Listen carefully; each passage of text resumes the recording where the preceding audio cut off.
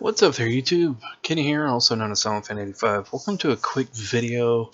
I'm not really sure how long this video will be, but I wanted to give you a quick breakdown of how I do thumbnails. It's just a quick overview, going into a few tips and tricks that might help you along the way. As long as I've been doing YouTube, I've picked up a few things, used different websites and stuff like that. So I kind of wanted to point you in the way that I do it. There are far more professional ways to do it, but this is just the way I do it. It doesn't cost me any money. All it takes is some time.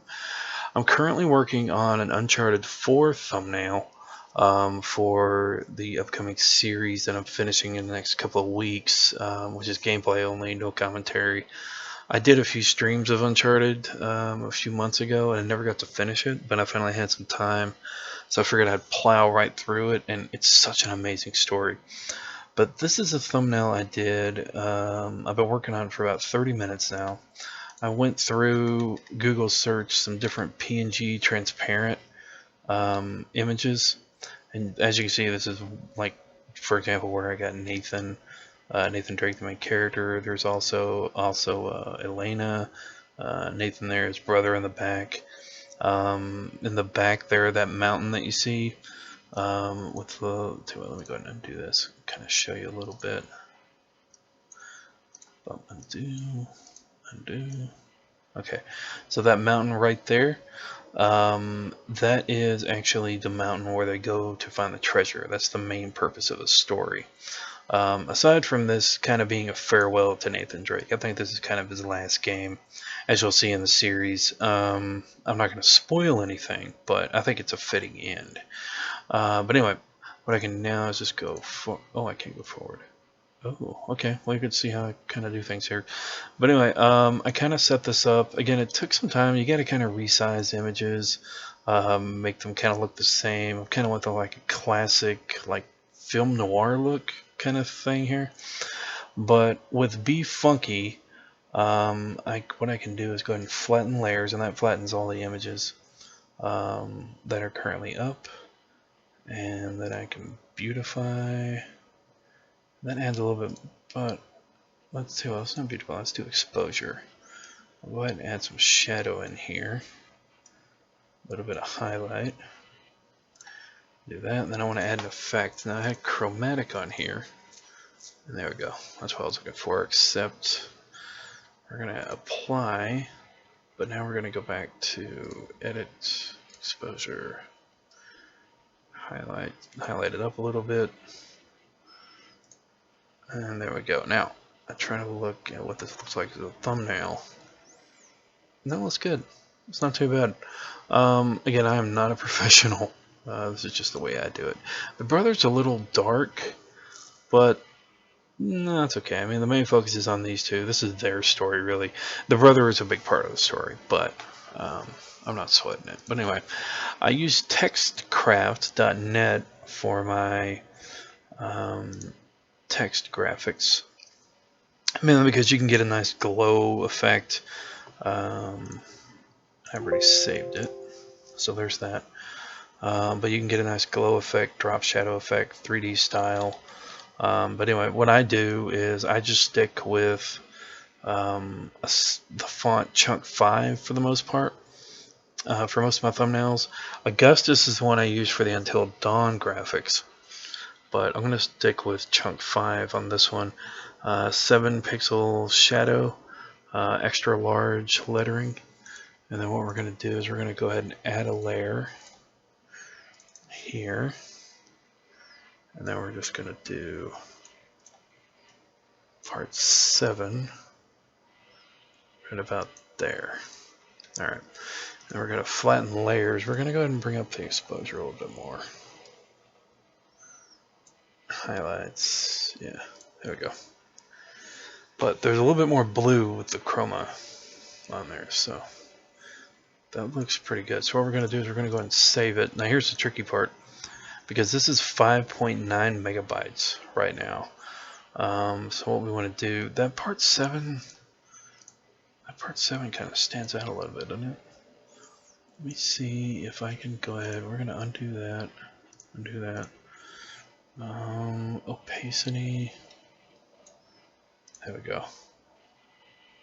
That's it. Well, let's up it a little bit. There. Okay. Now we'll flatten layers. Exposure, highlights. There. Okay. Now, okay. So again, when you are uploading thumbnails to YouTube, so let's go ahead and go here. I've already got all my details filled in for the video, as you can see here, including my end screen. It should be on there. It is not on here. Alright, well, let's go ahead and add our end screen then.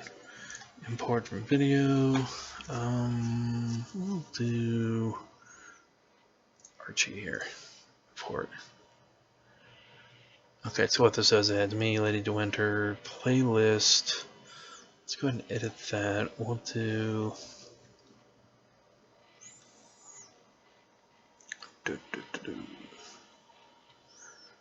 Playlist. We want to do Uncharted. Okay, I'll have to add it. That's alright. To it for now. Let's go ahead and do. Yeah, let's do Rise of the Tomb Raider. Yeah, why not? We'll do Rise of the Tomb Raider just for right now. And then I'll add it later on. Of course, I do my channel news, updates, and chats here. Suggested YouTuber here on the right. And then, of course, my own channel here on the left. But what we want to do is we want to make sure that this is going to transition into that. Alright, so that looks good. Awesome. Okay, so we're going to save that. Info and settings. Alright, so you can see here maximum file size is 2 megabytes on YouTube. It's right underneath the custom thumbnail link right there. So if we were to save this as it is, PNG, you can see it's 6.5 megabytes. PNG, in my experience, and again I could be wrong on this, but PNG kind of gives you the best display. Although I've never tried JPEG at 100, but just 2.1 megabytes. Wow, wait a minute. I'm not sure on that. Well, I'll stick with PNG. But anyway, what we want to do is, since it's 6.5 megabytes, obviously it won't work with YouTube. We need to resize this. And it's currently at 2500 by 1462. We want to do 1280. And we're going to squash it a little bit, but 1280 by 720. That's good. Good way to do it. Now, let's see what size we have. Then, computer 2.1 megabytes. Okay, so we need to bring it down a little bit more. That's one scale. 95. That should do it. Bring it down about 5%. It tends to do it. Well, now this may be borderline, but we'll go ahead and try here. It's under my YouTube folder. Custom thumbnail. Let's see if it will take it. Alright, yep, there we go. Cool. That Uncharted 4 logo may be a little high. I could probably move that down a little bit, but nah, that's okay. We'll leave it as it is. Again, that's not a professional job, but I try to at least add some flair, and of course you won't see that thumbnail anywhere else on YouTube. I think that's what counts for a lot here on the channel. So try to put that custom touch on it and so on. Okay, so I got my advanced details on here. Uncharted 4 Thief's End, monetization, basic info. Uncharted 4, I have the system, the format, and the content, which is gameplay. So we're good on that. Alright, so what I can do is we want to go ahead and schedule this. So we want to do this for tonight at, let's see, it's the 19th. I'm going to start doing these at 8 p.m. I think 8 p.m. is a good time.